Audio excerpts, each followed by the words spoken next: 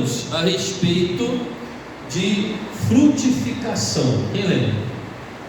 Frutificar, que significa dar frutos.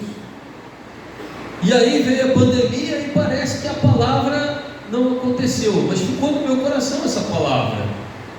Seja sincero, alguém lembra? O que é, Fábio? Deixa eu pregar, Fábio. O que é? O ar. Tá bom. Amém. Fábio, é uma bênção.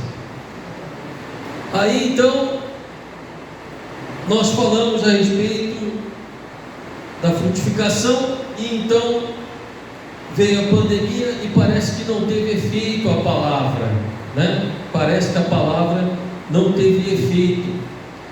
Mas na verdade, amados, antes de uma planta dar frutos, o que acontece com ela? Ela precisa ser podada. Amém? E o que aconteceu conosco é que Deus trabalhou no nosso coração, na nossa vida, e foi um ano de preparo, foi um ano de processo, para que venha acontecer uma colheita em 2021. Nós vamos passar o tempo da florada, nós vamos passar o tempo do fruto ficar maduro, e já vamos direto para a colheita. Como, pastor? Eu não sei. Eu só sei que Deus é o Deus improvável, é o Deus do impossível, e nós vamos ver isso na nossa vida. Quem crê nisso? Amém? Esse ano nós falamos muito a respeito da graça de Deus, do favor de Deus. Esse ano nós falamos muito a respeito do merecimento, que é justamente a crença que para que nós possamos receber alguma coisa, nós temos que merecer, mas na verdade nós aprendemos que nós recebemos pela fé, sem mesmo merecer. E isso se chama o quê? Favor de Deus. O pastor Jorge falou que nada pode nos impedir de estar na presença de Deus, que nada pode nos separar da presença de Deus, mas existe algo que nos separa, e é nós mesmos. Quando nós achamos que nós precisamos merecer de Deus, fazer as coisas para conquistá-lo, nós nunca poderemos. E nós aprendemos isso, e Deus falou isso profundamente no nosso coração. Aí veio então a pandemia e nos pegou de surpresa, acho que pegou todo mundo de surpresa. E eu vi esse versículo de 2 Coríntios 4, 8, 10, que o André vai colocar aí, 2 Coríntios 4, 8, 10, eu vi ele acontecer na nossa vida, na vida da igreja, mas não só em nós, mas na vida de muitas pessoas, no Brasil afora, de muitas igrejas no Brasil afora, que diz assim: olha, em tudo somos o quê? Atribulados, mas não angustiados. O que é tribulação? É luta, guerra. E isso aconteceu conosco. Nós fomos guerra para todo lado, mas nós não ficamos angustiados. Amém? O que mais que aconteceu? Perplexos, mas não. Volta lá, por gentileza. Versículo 8. Perplexos, mas não desanimados. O que é perplexo? Surpreso. Fala a verdade. Você teve algum ano que você tomou mais surpresa do que esse? Nós ficávamos surpresos com a atitude das pessoas, como elas faziam, o que acontecia. Nós ficamos surpresos com a crise, com a parte financeira. Ficamos surpresos, ficamos perplexos de ver as coisas acontecendo, mas não desanimados. Em nenhum momento nós ficamos desanimados, mesmo que nós ficamos assim, ó, mas não ficamos desanimados. O que mais que aconteceu? Versículo 9.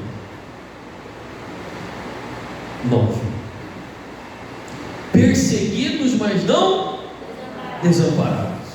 Fomos perseguidos. Fomos. Quem foi perseguido? Quem foi perseguido esse ano? Alguém falou mal de você e você ficou... Alguém foi? Não. Você foi perseguido, mas não foi desamparado. Abatido, mas não destruído. O que é abatido? Abatido é quando você está na guerra e você apanha. Quem apanhou esse ano? Eu apanhei, irmão, mas eu não fui destruído. Você pode ter apanhado, mas você não foi destruído. Amém? O outro texto diz assim: trazendo sempre por toda parte a mortificação do Senhor Jesus no nosso corpo, para que a vida de Jesus se manifeste também nos nossos corpos. E tudo passou. E você sabe o que nós falamos? Nós estamos vivos em Cristo Jesus. Amém? Diga: eu estou vivo em Cristo Jesus. Amém? É isso que nós vivemos. Eu li esse texto e não fazia sentido para mim como experiência. Hoje eu posso dizer assim: eu passei por esse versículo, e você também passou por esse texto. Talvez você não saiba, mas você passou. Amém? E nós continuamos firmes também. Coloca aí para mim Hebreus 12, 1, 2. Nós ficamos firmes porque fizemos o jejum de 21 dias. Quem participou do jejum? Amém? Fizemos os nossos cultos. Quem que pelo menos veio em algum culto durante a pandemia ou assistiu às lives? Continuamos. Teve dia de eu chegar aqui e tá eu e o André só, mas nós fizemos. Amém? Fizemos para a honra e glória do Senhor. Fizemos 21 dias de oração aqui. O Faco veio no primeiro dia. Glória a Deus pelo dia do Faco. Os outros 21 eu fiz aqui, mas eu estive aqui orando por causa daquele texto que diz assim: pois estamos rodeados de uma grande nuvem de testemunhas. Você ouviu muitos testemunhos hoje aqui, não viu? Então deixamos todo o quê? Deixamos todo o quê? E o pecado que tão de perto nos rodeia. E corramos com paciência a carreira que nos está proposta. Versículo 2.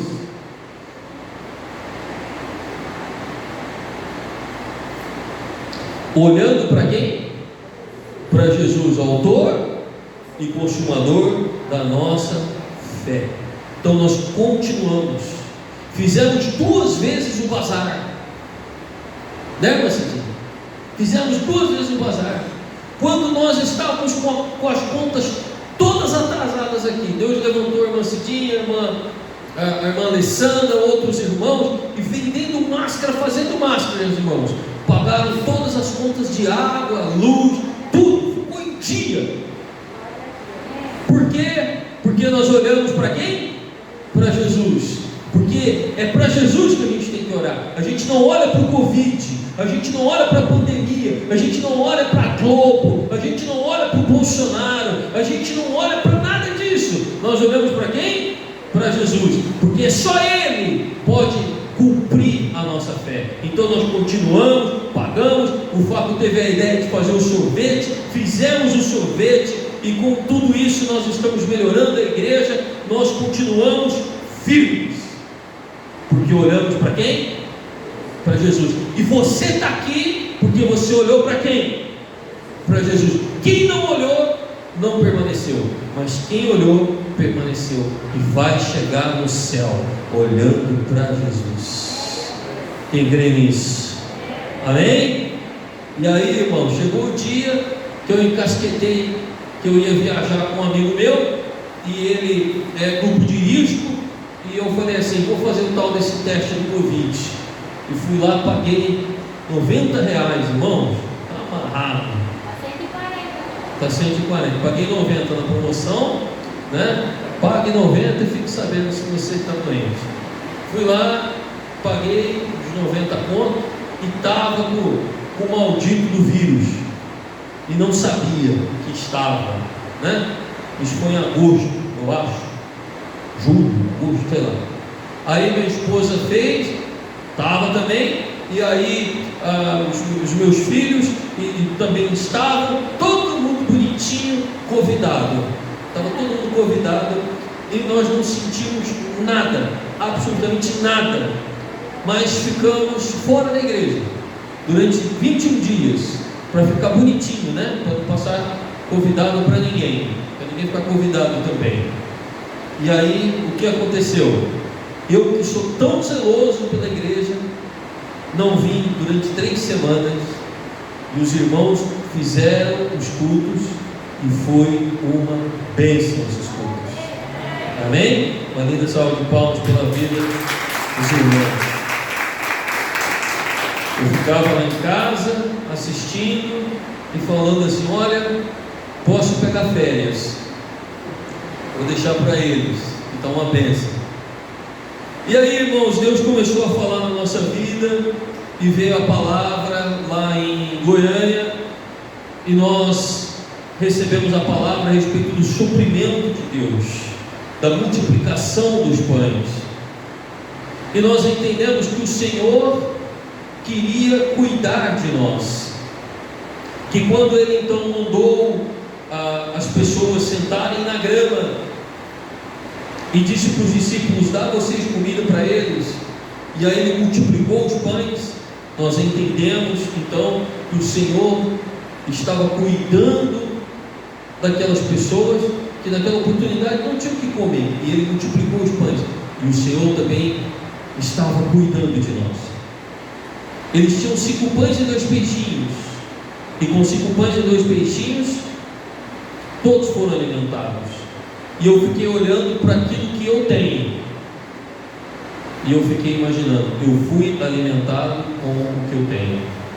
Isso é provisão. E nós ensinamos isso para vocês. Ensinamos que nós temos que ter uma fé básica. Qual que é a fé básica? Aquele que não crê que Deus cuida dele, a fé dele nem básica é. Aquele que não crê que o Senhor não provê, não cuida, não está no controle, não pode receber nada de Deus. Então nós entendemos que o primeiro milagre que nós temos que entender é o milagre da multiplicação. Por quê? Porque Deus cuida de você com aquilo que você tem. Você não percebe, mas Ele multiplica e traz para a sua vida. E nós temos experimentado o favor de Deus diante disso. E agora chegou 2021 e Deus me deu uma palavra, eu vou ser rápido, que fala também de tempestades, de lutas, de dificuldades, de guerra, e está lá no livro de Marcos, capítulo 4, versículo 35. Quero que você preste bastante atenção comigo a respeito desse texto aqui. Marcos 4, 35, que diz assim: deu um problema com o computador, bem na hora do culto, aí nós fomos pegar isso aí emprestado, então está um pouco diferente hoje. Eu vou pedir para os irmãos terem um pouquinho de paciência, que vai dar certo, em nome de Jesus. Vai dar certo. Amém. Deu certo. 35. Alô. E naquele dia, o texto fala lá, sendo já tarde, o meu texto diz assim: ao anoitecer. Diga ao anoitecer, diga aí. Ao anoitecer, disse aos seus discípulos: passemos para o outro lado. Irmãos, Jesus estava de um lado, havia o lago, que era o mar, né? É o mar da Galileia. Ele tem 23 quilômetros, a parte mais longa dele para atravessar. E a Bíblia diz então que o Senhor disse: vamos atravessar para o outro lado, vamos para as cidades do outro lado. Só que já era noite. Ou seja, existe um caminho que eles iam percorrer, mas era de noite. Da mesma forma, irmãos, a Bíblia diz que nós somos o que do mundo? A luz. E se nós somos a luz, é porque o mundo está nas trevas, na escuridão. Então, da mesma forma que eles iam atravessar por outro lado, era noite, da mesma forma nós estamos indo atravessar para o outro lado, que é para o reino, só que é noite. O mundo está em trevas e nós estamos no mundo. E aí ele diz aí no texto: deixando a multidão, o levaram consigo, assim como estava no barco, e havia também com ele outros. Então Jesus atravessou do outro lado com os discípulos sozinho. Quem estava com ele? Outros barquinhos. Significa, irmãos, que nós vamos chegar do outro lado, mas nós não estamos sozinhos.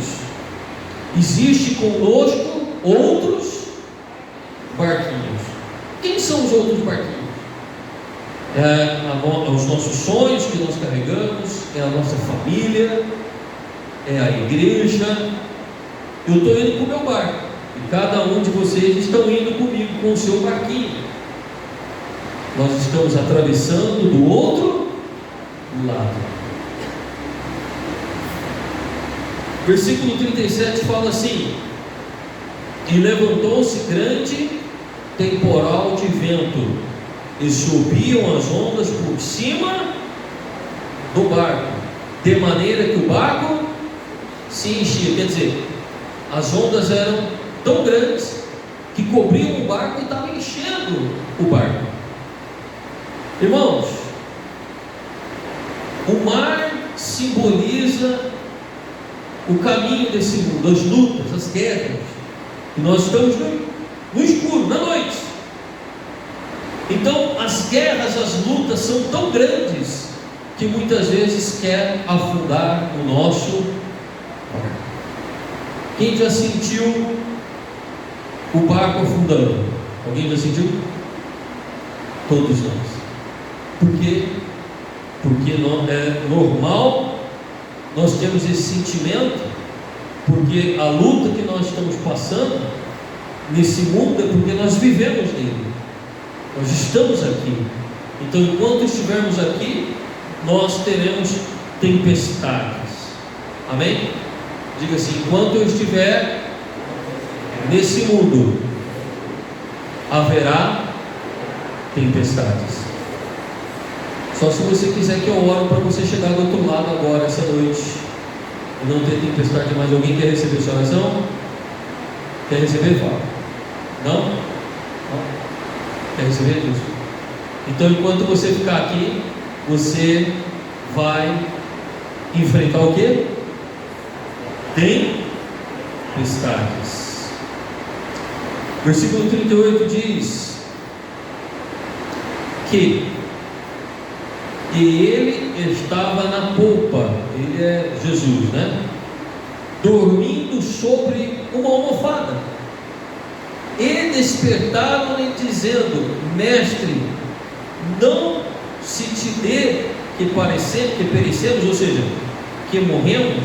Quer dizer, eles estavam atravessando do outro lado, havia um barco na frente com os discípulos e os barquinhos atrás. Quem estava no barco com eles? Jesus. Mas eles estavam o quê? Dormindo. Mas dormindo aonde? Na popa. Aonde é a popa do barco, irmãos? Que parte que é a popa do barco? De trás. Do meio para trás. É a parte, né? A proa é na frente e a polpa é atrás. Embaixo da polpa, lá na água, o que tem lá, irmãos? Lá na frente, na proa, tem um leme de mão que dirige o barco. E lá atrás, o que tem? Embaixo da água, para guiar o barco? O leme, não é isso? Tem um leme. E Jesus está dormindo justamente aonde? Lá na polpa, em cima do leme. Mas eles estavam dormindo lá. Só que os discípulos ficaram com medo, por causa que a tempestade era grande, eles iam afundar. Agora, esses discípulos, qual era a profissão deles, irmãos? E eles pescavam aonde? Naquele mar. Então a coisa devia estar muito o quê? Feia, para ter medo do mar, porque eles estavam acostumados com o mar. Tentaram ter controle, mas não conseguiram ter controle. Então foram acordar quem? Jesus. Jesus resolver. Só acorda Jesus quando precisa do quê? De um milagre. Ninguém vem para Cristo se não precisa de um milagre. Ninguém que está bem, com saúde, casamento restaurado, trabalhando, dinheiro, em casa, carro bom, a pessoa está lá com a sua TV de 60 polegadas, ar-condicionado, aí ela fala assim: ah, não vou fazer um churrasco hoje não vou beber hoje não, vou para a igreja. Alguém já viu um testemunho desse? Tem 38 anos de crente, nunca vi ninguém dar um testemunho desse. Quando a pessoa acorda Jesus, é porque o barco dela está afundando. Mas o importante é que eles tinham Jesus para acordar. E se eles não tivessem Jesus ali? Agora, adiantava ter Jesus se Jesus estava em silêncio, irmão? Não sei. Adianta ter Jesus se Jesus tem silêncio? Muitas vezes é o que acontece na nossa vida. O barco está afundando, as tempestades estão grandes, mas Deus não fala nada. Quem já passou essa circunstância, que nos momentos mais difíceis parece que Jesus estava dormindo? Quem já passou por isso? Você ora, não tem resposta. Você procura, não tem saída. Você tenta, mas não consegue. Você não vê Deus em nada. Você não vê a mão de Deus. Recebe a oração, faz a campanha, mas não vê a mão de Deus. Mas eu quero dizer uma coisa para você: não importa que ele esteja dormindo, importa que ele está no barco. Amém? Não importa que ele está dormindo, importa que ele está no barco. Amém? Mesmo em silêncio, se Jesus está com você, nada vai te acontecer. Quantos creem que Jesus está com você? Então, mesmo que ele não fale, se ele está com você, o barco não vai afundar. Jesus veio para morrer afogado, irmãos? Jesus veio para o barco naufragar e ele morrer? Jesus não veio para isso. Então o barco não ia afundar. E aí a Bíblia diz que ele se levantou, no versículo 39, e ele, despertando, repreendeu o vento e disse ao mar: cala-te, aquieta-te. E o vento se aquietou e houve grande bonança. Jesus ficou de pé e mandou se aquietar o vento. Versículo 40 diz: então perguntou aos discípulos: por que sois tão tímidos? Ainda não tendes fé? A minha Bíblia diz aqui: por que vocês estão com medo? Vocês não têm fé? Irmãos, por que Jesus pergunta? Diga assim: Jesus pergunta para que eu possa pensar. De novo, Jesus pergunta para que eu possa pensar. Os discípulos estavam com o quê? Com medo. E com medo alguém pensa? O medo causa o que na gente? Paralisia. Mas o barco não ia ficar. Você sabe que esse lago do Mar da Galileia, que eu vou lá em nome de Jesus, vou visitar esse lago lá. Quem vai comigo? Amém? Faco vai, né? Glória a Deus. Eu vou lá. Você sabia que é o lago de água doce mais baixo do mundo? Ele está 213 metros abaixo do nível do mar. É o lago de água doce mais baixo do mundo. Por que será que justamente aquele lago tem que ser o mais baixo do mundo? E por que será que Jesus estava lá? E por que será que tinha que ser noite? E por que será que tinha que ter uma tempestade? Pense, por quê? Porque mesmo na escuridão da noite, porque mesmo em meio à tempestade, e mesmo no lugar mais baixo que você está, Jesus está com você. Uma linda salva de palmas para ele.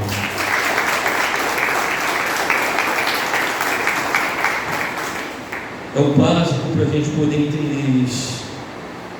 Irmãos, a gente precisa entender que se Jesus está no barco, o barco não afunda. Mesmo que ele está em silêncio, o barco não afunda.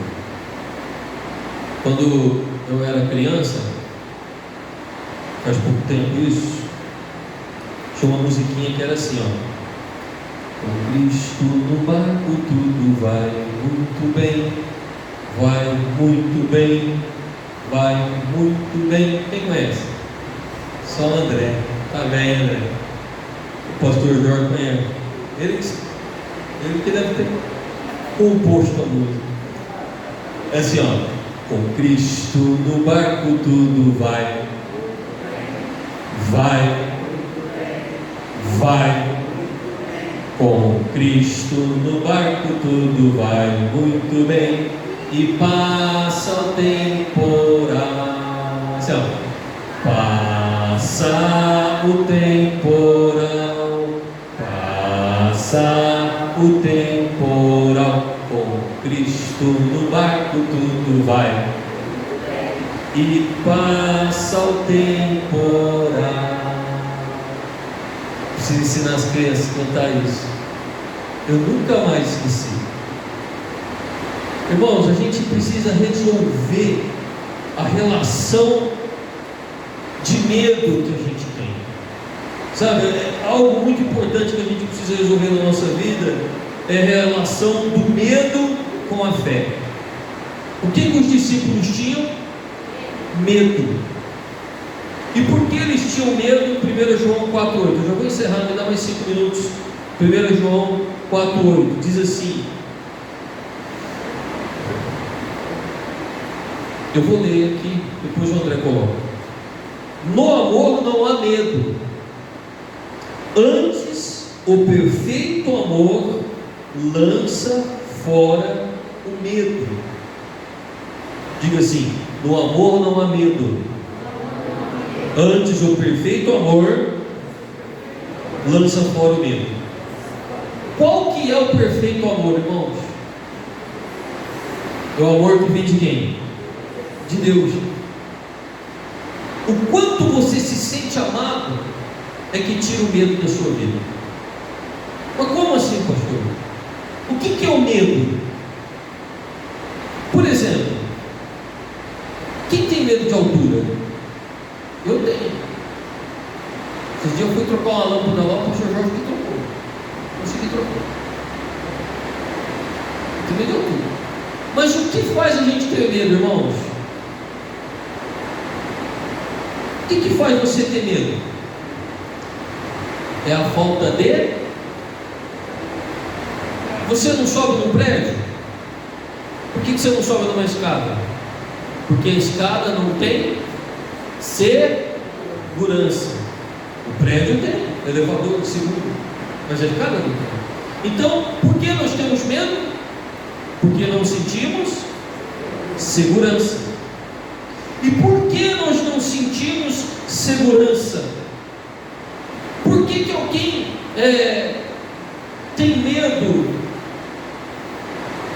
Porque não tem segurança. Mas por que nós não temos segurança? Porque nós não nos sentimos aceitos. Nós não temos segurança porque não nos sentimos aceitos. Nós achamos assim: eu não vou naquele lugar, eu tenho medo de ser rejeitado. Mas você não tem segurança que você vai ser aceito, por isso que você não vai naquele lugar.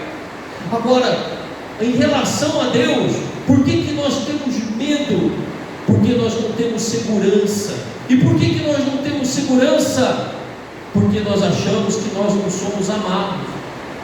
Jesus vai deixar o barco afundar. Jesus vai deixar essa tempestade afundar meu casamento, afundar minha igreja, afundar meu ministério, afundar o meu negócio, afundar a minha empresa, afundar o meu emprego. Eu vou perder. Então logo o medo entra. E quando o medo entra, é porque nós não acreditamos que somos amados.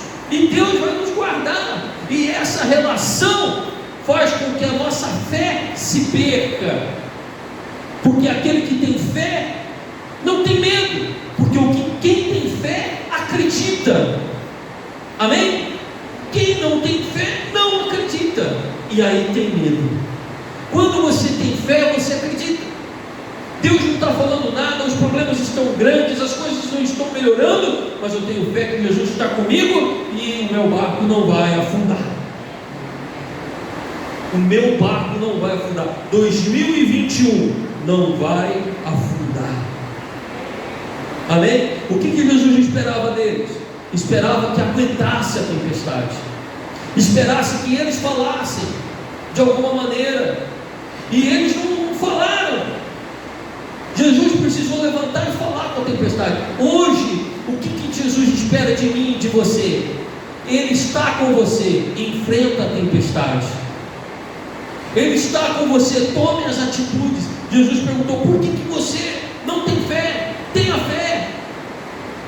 E o que eu quero falar para você? 2021 está entrando. Entre sem medo, entre com fé, porque o barco não vai afundar. Porque Ele está no barco. Agora o que você precisa fazer? Você precisa abrir a sua boca e começar a chamar coisas boas para você. Sabe por quê, irmãos? Porque muitas vezes nós contamos mentira para nós. Quem já ouviu um ditado que diz que palavras têm poder? Palavras têm poder, mas não é que palavras têm poder e a sua palavra vai fazer acontecer. A sua palavra vai mudar a sua mente, vai mudar a sua fé. E aquilo que você fala para você muda a sua forma de crer e acreditar, muda a sua fé. Então quando você fala assim: olha, eu não sei não, 2021 vai ser difícil, olha, eu não sei não, as coisas se vão mudar, se não vão, e a gente fala coisa negativa para nós, essas coisas têm o poder de mudar a nossa cabeça, e muda a nossa fé, e nós passamos a ter medo. Então você tem que dizer coisas boas a respeito de você. Qual que é a pessoa que você mais conversa? Qual é? Com Deus. E a outra? A pessoa que você mais conversa com você mesmo. Tem coisas que você fala, que você só fala para você, não fala nem para Deus. São essas coisas que determinam se você crê ou se você não crê. É o que você fala para você. Eu não sei se eu vou conseguir. Para mim é diferente. Então o que você tem que fazer? Você tem que começar a falar coisas boas para você. Eu não mereço, mas o favor de Deus é sobre a minha vida. Realmente isso é muito difícil para mim, mas em Cristo Jesus eu vou conseguir. Você fala coisas boas para você. essa conta é muito alta, eu não tenho como pagar, mas vai acontecer um milagre na minha vida, eu vou pagar. Não tem problema que você pensa negativo, mas você precisa reverter o negativo para o positivo, para que a sua fé mantenha você de pé, para que você creia que Jesus está com você, mesmo que ele esteja dormindo. Você começa a falar assim: o Senhor está comigo, eu não estou vendo Jesus está dormindo no travesseiro, está lá, tranquilo, eu não estou ouvindo ele falar comigo. Às vezes eu vou na igreja e não sinto nada, às vezes eu tenho dificuldade para prestar atenção, mas aí você começa a falar dentro de você: mas Deus está tratando de mim, isso vai passar, o Senhor está comigo, eu vou vencer. E quando a gente erra, os pensamentos ficam nos culpando e nos acusando, porque nós erramos, cometemos erros, e os erros ficam ali pingando em nós, fica ali em cima da gente, igual essa chuva, goteirando em cima da gente. Mas quando eles vêm sobre você, você pode dizer assim: eu cometi os meus erros, mas Jesus está comigo para que eu possa mudar a minha história. Tudo você precisa aprender a falar positivamente com você. Mesmo que as coisas não estão bem, você precisa falar: elas vão ficar bem. O tempo está difícil, as coisas estão difíceis, estão para cima de mim, mas vai ficar tudo bem, porque Jesus está no barco comigo. Quem crê nisso? Fica de pé em nome de Jesus. Nós vamos encerrar.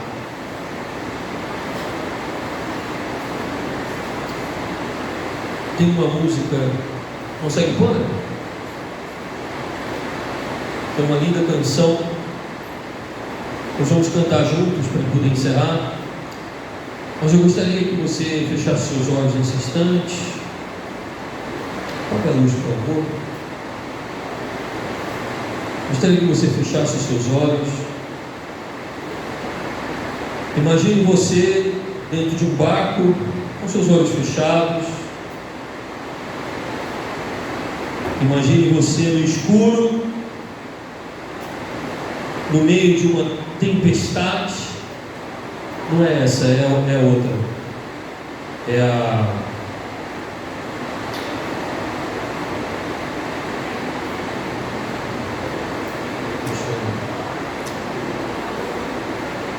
Feche seus olhos.